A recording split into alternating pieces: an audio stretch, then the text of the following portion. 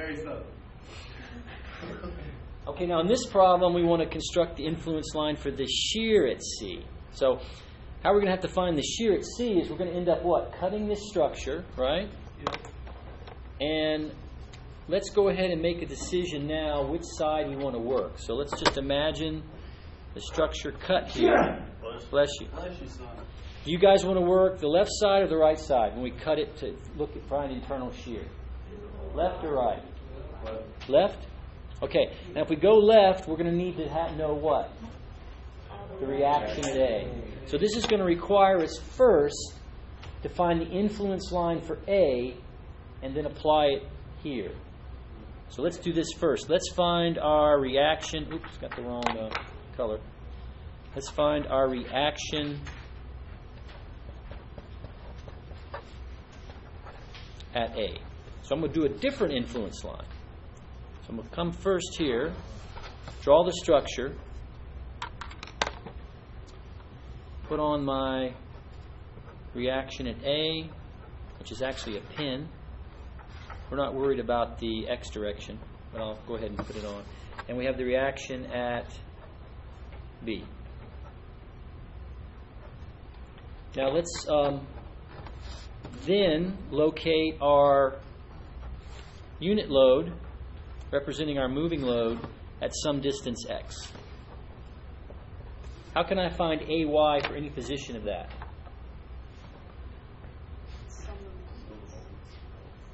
What? Moment about what? B? Let's do that. So let's take the moment about point B and make sure the structure is in equilibrium. So what will this distance be here?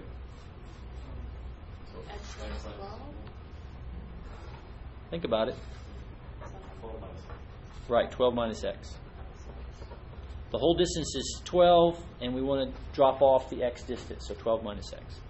So when I do my moment about B, the unit load creates positive or negative moment? Positive. It'll have a value of 1 times the distance of 12 minus x. Then AY creates positive or negative moment? Negative. Right? Negative. And what's the moment arm for that force? 12. So when I solve for AY, what do I get? I get 12 minus x divided by 12, or 1 minus x over 12. Either way. So that tells me how AY changes as the unit load moves on the structure. So far, so good? Now, let's go back to the original problem, and I'm gonna cut the left-hand side like we decided we wanted to do before. So when I cut it, positive shear at C, X down, okay? And then I have my reaction. What is my reaction at A? That's right, 1 minus x over 12. And I'll work one case, or the first case I'll work will be when the unit load is on the structure at some distance x. Okay? So this will be the case when our unit load is located some distance x between 0 and what? 3. So how can I find the shear? Well, I'll go ahead and just indicate that, of course, there is a moment there. But we're not interested in moment right now. We're interested in shear. So how can I find the shear force?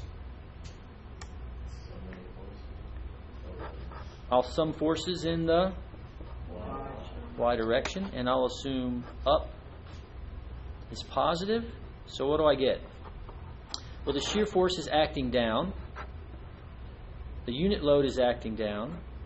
The reaction is acting up. So I'll say up 1 minus x over 12. So let's find the shear at C. And what is it? I can bring this to the other side. So I have minus 1 plus 1. That cancels. And what am I left with? minus x over 12. So there's the shear at C as a unit load as a function of x, but this is only good for to 3. So I have to do it again from 3 to 12, right? What changes? Well, my free body diagram has just one small change. It still has the same length. Oh, I forgot to include this. I'm sorry. This was 3 feet. So it's still 3 feet. It still has, at the cut, positive shear at C, positive moment at C, and it still has the reaction, which is... Sorry? The bottom here? Is it 9 instead of 3? Is it what? 9 feet instead of 3 feet? No, we're still staying on the left-hand side. Oh, okay. This is not the length of the beam. This is where the load is positioned, right? We made a decision to cut the beam and always work the left side. So when the load is positioned between 0 and 3, it's here. So I got the same free body. When the load is between 3 and 12, where is it? Somewhere else. So it's not on this structure. So it's not there. So now, when I come back and sum the forces in the y direction, make sure it's in equilibrium, what do I have? Well, I've got my shear force acting down. Don't have a unit load anymore. It's gone. It's on the other side of the structure. But I still have my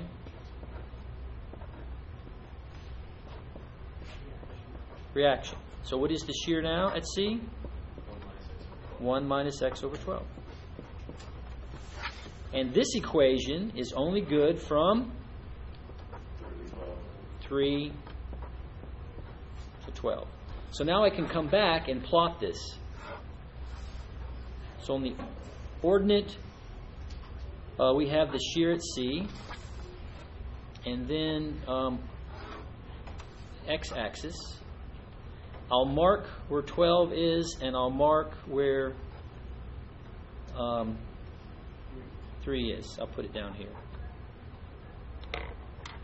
So, on one side, I have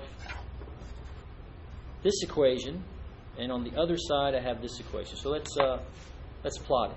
So let's plot the one that's good from 0 to 3. It's here. So at 0, it's 0. At 3, it's what? Negative 3 over 12, right? What's negative 3 over 12? It's a quarter. Then I plot this equation from 3 to 12. So what's this equation evaluated at x equals 3? Well, this is a quarter. 1 minus a quarter is 3 quarters.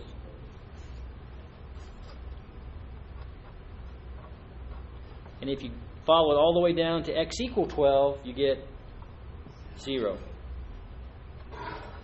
So there's the influence line for the shear at C. So what does it say? Oh, first of all, what would be the maximum shear at C? It would be when you are just to the right of C, and it's 3/4 of whatever the force is. So if Mr. Mills is going across the structure, weighing his, let's say he weighs 200 pounds. When he gets just to the right of C, what's the shear at C? 3/4 of 200 pounds, which is 150. If he's just to the left of C, what's the shear at C? Negative 50 pounds. But you don't care about the minimum, you care about the maximum. There's a couple things to notice here. Like I mentioned before, if you look at this change in the shear, what is it? 1. So later in the course, as we get more sophisticated, we can take this to our advantage and make drawing the influence lines a little bit simpler. Or recognize that that 1 is always going to be there. And why is it a change of 1? Because we're assuming 1 is the value. If it was like 200, that change would be It would be minus 50 to positive 150. Your maximum, is that the maximum absolute value? Well, remember, the other thing that's happened is this is negative shear and this is positive shear. Right. But all we care about in shear usually is just the magnitude, not direction. That's what I'm saying. So Now, moment is different. We have to keep track of that. So any questions about that? Okay.